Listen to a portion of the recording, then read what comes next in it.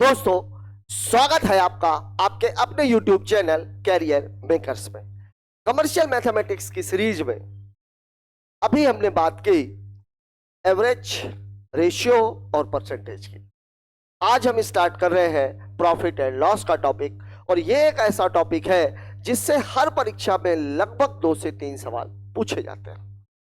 Profit and loss का सीधा relation business से है और हर आदमी बिजनेस प्रॉफिट के लिए करता है, लेकिन कभी कभी उसमें लॉस भी होता है। वास्तव में अगर देखा जाए, कोई चीज जितने रुपए में खरीदी गई अगर उससे ज्यादा में बेची जा रही है, इसका मतलब उसमें क्या हो रहा है? लाभ। और अगर उससे कम में बेची जा रही है तो वो क्या हो रही है? हानि। अब इसमें एक दो बातें और आती है, लाभ प्रतिशत और हानि प्रतिशत। आप अपने लाभ प्रतिशत की या हानि प्रतिशत की गणना किस चीज पर करेंगे? ये गणना उस चीज पर नहीं होती जितने में सामान बेचा गया, बल्कि ये गणना हमेशा उस कीमत पर होती है जिसमें आपने सामान खरीदा है। मतलब अगर देखा जाए तो इसमें जो मुख्य मुख्य चीजें हैं वो क्या क्या है? तो मुख्य चीज है क्रय मूल्य, विक्रय मूल्य, लाभ और हानि। अगर मैं बात करूं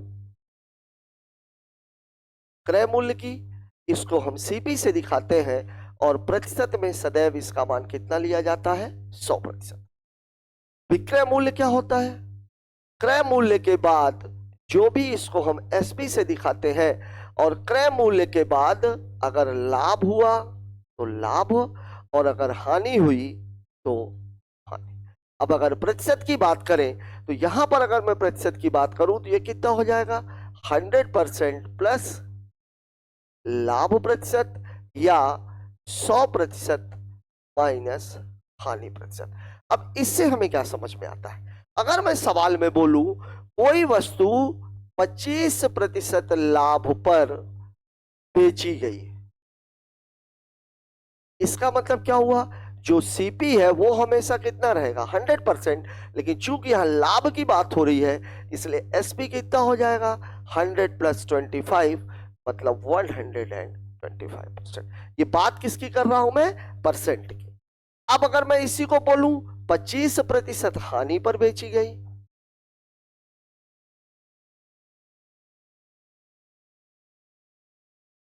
तो यहां पर जो एसपी है वो कितना हो जाएगा? 100 माइनस 25, मतलब 75%। ये बात हमेशा ध्यान रखनी है। एक बात और, लाभ और हानि प्रतिशत सदैव क्रय मूल्य पर निकालते हैं।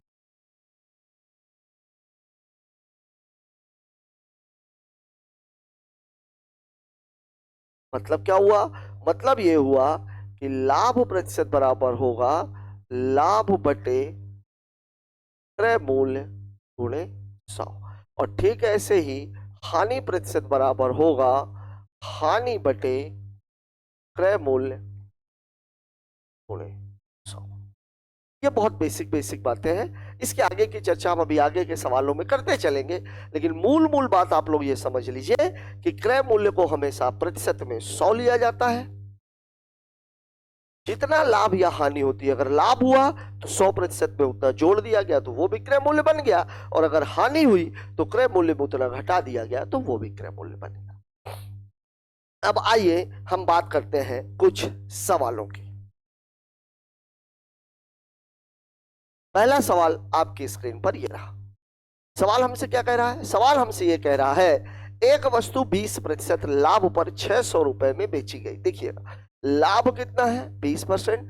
600 रुपए पर बेची जाती है। बेची जाती है मतलब बात किसकी हो रही है? विक्रय मूल्य की। और 20% लाभ है, इसका मतलब मैंने आपको बताया कि अगर लाभ हो रहा है तो क्रय मूल्य को हम हमेशा कितना मानते हैं? 100। तो 100 से 20 ज्यादा, 100 से 20 ज्यादा, मतलब जो आपका विक्रय मूल्य है वो विक्रय मूल्य कितना हो जाएगा?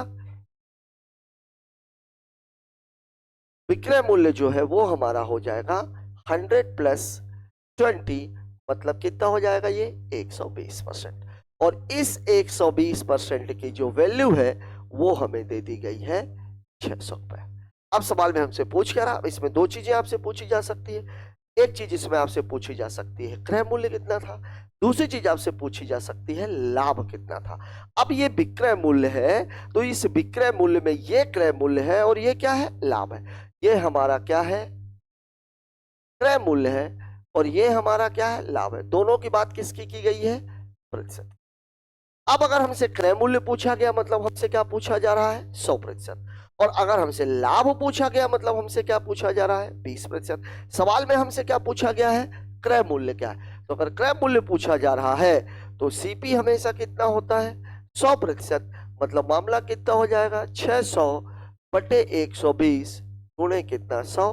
0 से 0 कैंसिल, 12 पंचे 60, 5 में 100 का गुणा होगा तो उत्तर कितना हो जाएगा, 500 रुपए। और यही हमारे सवाल का जवाब है। बात कर लेते हैं अगले सवाल की। अगला सवाल हमसे क्या कह रहा है, एक वस्तु 25% हानि। यहां ध्यान दीजिए, हानि कितनी दी गई है, हानि हमको दी गई है 25%। क्रय मूल्य को हम हमेशा कितना मान करके चलते हैं, क्रय मूल्य होता है हमारा 100%। अब अगर हानि हुई है तो विक्रय मूल्य कितना हो जाएगा, विक्रय मूल्य हो जाएगा 100 माइनस 25 मतलब 75%। और यही विक्रय मूल्य में कितना दिया गया है, 360 रुपए। मतलब जो सवाल में हमें दिया गया है वो दिया गया है 75% बराबर 360 रुपए। तो 1% बराबर कितना हो जाएगा, 360 बटे 75। अब हमसे पूछा क्या गया है, हमसे पूछा जा रहा है क्रय मूल्य। तो क्रय मूल्य हमेशा कितना होता है, 100%। मतलब कितना हो जाएगा, 360 बटे 75 और गुणे कितना 100। 25 तिहाई 75, 25 चौके 100, 12 तिहाई 36। मतलब पूरा मामला हो गया 120 गुणे 4। मतलब आपका जो आंसर है वो हो जाएगा 480 रुपए। यहां पर एक बात और पूछी जा सकती थी, यहां पर एक चीज आपसे पूछी जा सकती थी, हानि कितनी। हानि पूछी जाती तो हम कितना निकालते, 25%। यहां बात किसकी की गई है, क्रय मूल्य की। तो क्रय मूल्य हमेशा कितना होता है, 100%। इन सारे सवालों का आप लोग स्क्रीनशॉट लेते चलिएगा, बाद में कभी भी आप रिवाइज करोगे तो ये चीजें आपके काम आने वाली है। बात करते हैं अगले सवाल की। 20% लाभ पर बेची जाती है। सवाल में आपसे कह रहा है एक वस्तु 20% लाभ पर बेची जाती है। कितने में बेची जाती है ये भी अपने को पता नहीं। यदि उसे 600 रुपए में बेचा जाता तो 25% का लाभ होता। ये इमेजिनेशन है। अगर उसे 600 रुपए में बेचा जाता मतलब 600 रुपए में बेचने पर उसका लाभ प्रतिशत कितना है, 25%। अब अगर 25% लाभ हो रहा है मतलब विक्रय मूल्य कितना है, 125%। और 125% की वैल्यू कितनी दी गई है, 600 रुपए। सवाल में आपको ये कह रहा है, एक तरफ आपको बोल रहा है विक्रय मूल्य है कितना, 600 रुपए, और लाभ कितना है, तो लाभ दिया हुआ है 25%। तो आप विक्रय मूल्य निकाल लीजिए, तो विक्रय मूल्य कितना हो जाएगा, 100 धन 25 मतलब कितना, 125%। तो ये जो 125% है ये किसके बराबर है, 600 रुपए के बराबर। अब आपसे पूछा क्या जा रहा है, पूछा जा रहा है वस्तु का विक्रय मूल्य। ये कौन सा विक्रय मूल्य, ये विक्रय मूल्य दिया गया है। विक्रय मूल्य आपसे कौन सा पूछा जा रहा है, ये वाला 20% लाभ वाला। तो अब अगर मैं बात 20% लाभ की करूं तो मामला कितना हो गया, 120% का। मतलब 600 बटे 125 गुणे 120। अब देखिए काट लेते हैं अपन, 25 चौके 100, 25 दूनी 50, 25 चौके 100, 25 पंचे 125, 5 दूनी 10, 5 चौके 20। मतलब बचा कितना, 24 गुणे 24। मतलब उत्तर कितना आ जाएगा, 576। इन सारे सवालों में कुछ है नहीं। सवाल में आपको कह रहा है वस्तु बेची जा रही है 20% लाभ पर, लेकिन वहां पर उसने कुछ दिया नहीं है। वहां पे आपसे बोला गया यदि उसे 600 रुपए में बेचा जाता तो 25% का लाभ होता। मतलब 125% की वैल्यू कितनी है, 600 रुपए। आपसे वैल्यू पूछी किसकी जा रही है, 120% की।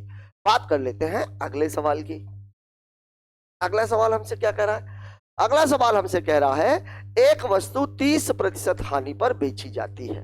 बेची कितने में जा रही है, 30% हानि। 30% हानि का मतलब कितना हो गया, 70%। 100 में से 30 को घटा दिया। यदि उसे 4800 रुपए में बेचा जाता तो 20% का लाभ होता। यहां पर एक इमेजिनेशन है, 20% का लाभ मतलब बात कितने की हो रही है, 120 की, और 120% की वैल्यू कितनी दी गई है, 4800, तो 1% की वैल्यू कितनी हो जाएगी, 40 रुपए। और आपसे पूछा क्या जा रहा है, पूछा जा रहा है विक्रय मूल्य ज्ञात करें। विक्रय मूल्य है कितना, 70%, तो 70 चौके 7 चौक 28, उत्तर कितना है, 2800 रुपए। सवाल में आपको जो बोल रहा है वो ये बोल रहा है 30% हानि। 30% हानि का मतलब कितना हो गया, 70%, और ये क्या दिया हुआ है, एसपी। दूसरी तरफ आपको बोल रहा है 20% लाभ। 20% लाभ का मतलब कितना होता है, 120%, और ये 120% की जो वैल्यू है ये कितनी दी गई है, 4800 रुपए। अब आपसे एसपी पूछा जा रहा है, एसपी पूछा जा रहा मतलब एसपी कितना है, 70%, मतलब 4800 बटे 120 गुणे 70। कट कर लीजिए, 12 चौके 48, 40, 4 सते 28, और ये 2 जीरो, मतलब जवाब आपके सवाल का जवाब कितना है, 2800 रुपए।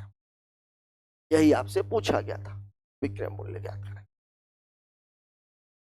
बात कर लेते हैं अगले सवाल की। अगला सवाल हमसे क्या कह रहा है, एक वस्तु 40% हानि पर बेची जाती है, यदि उसे 960 रुपए में बेचा जाता तो 20% का लाभ होता। फिर वही बात, 40 की हानि पर बेची जाती है मतलब विक्रय मूल्य है कितना, 60%, मतलब जो विक्रय मूल्य है वो है कितना, 100 माइनस 40, मतलब है कितना, ये 60%।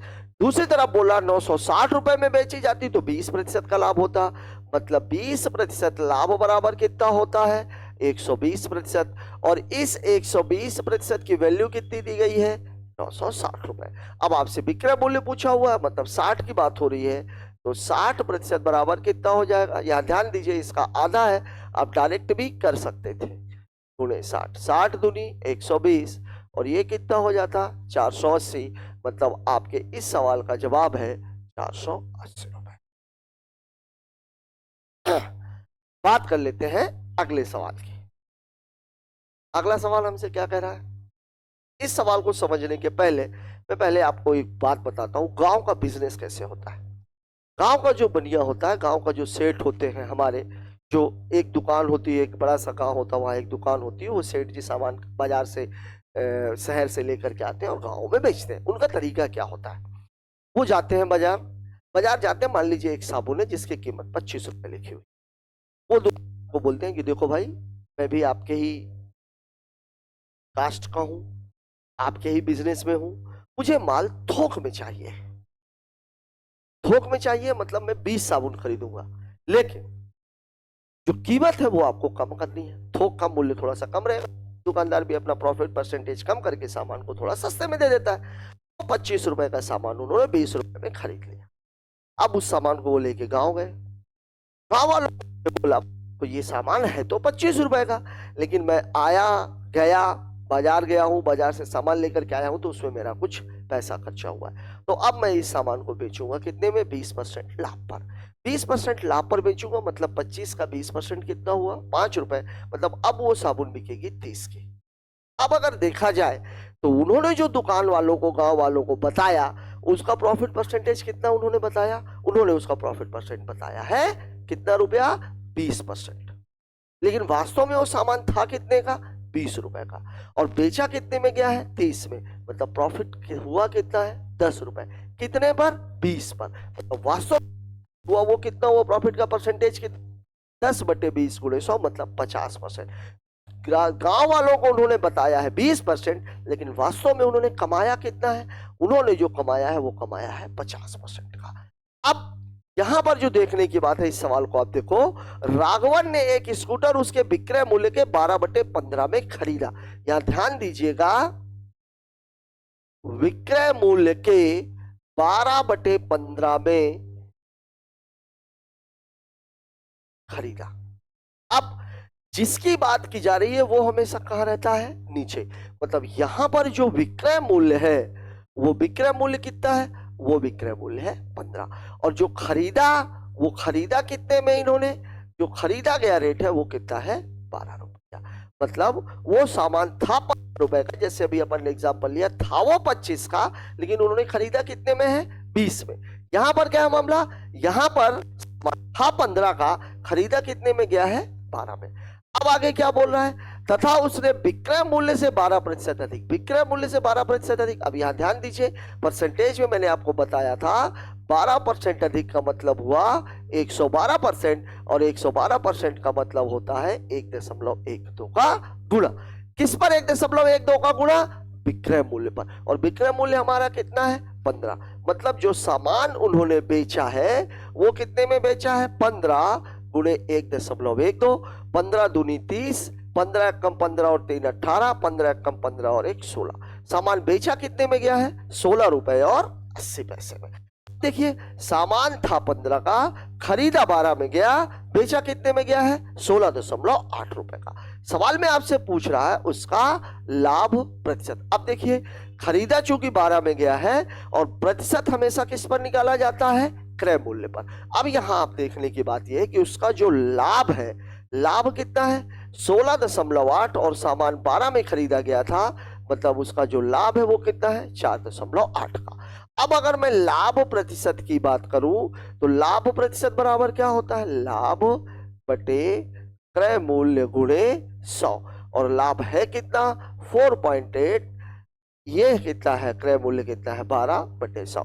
ये दशमलव हटाने के लिए 0 कैंसिल, 12 चौके 48, और 4 दहम कितना हो जाएगा 40। मतलब इस तरीके से करके उन्होंने कितने का लाभ कमाया है, 40% का। जबकि वास्तव में वो गांव वालों को कितना बता रहे थे, 12%। जैसे साबुन वाले में कितना बता रहे थे, 20, कमा कितना रहे थे, 50। यहां पर वो बता कितना रहे हैं, 12, लेकिन कमा कितना रहे हैं, 40। दोस्तों आज के इस भाग में हमने बात की है प्रॉफिट एंड लॉस के बिल्कुल बेसिक की। आपको ये पढ़ते समय शायद आपको ये भी समझ में आया होगा कि वास्तव में प्रॉफिट एंड लॉस कुछ नहीं है, केवल और केवल परसेंट है। जिसकी परसेंट पर अच्छी कमांड है, वृद्धि हो रही है मतलब लाभ हो रहा है, कमी हो रही है मतलब हानि हो रही है।